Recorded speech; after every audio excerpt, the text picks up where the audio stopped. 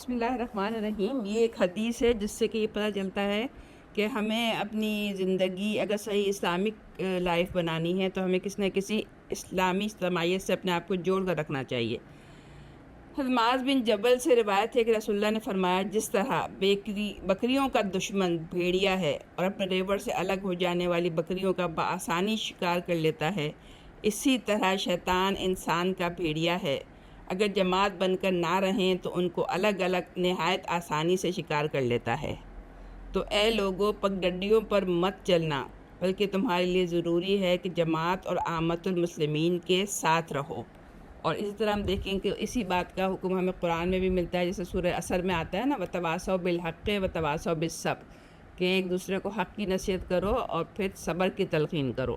جب آپ یہ کام کریں گے، دین کی دعوت دینے کا کام، تو ظاہر ہے کہ آپ کو ہو سکتا ہے لوگوں سے کوئی باتیں بھی سننی پڑیں، تو آپ اس میں پھر یہ کہ آپ جو سب ایک اجتماعیت کے لوگ ہوں گے وہ ایک دوسرے کو صبر کی تلقین بھی کریں گے نا۔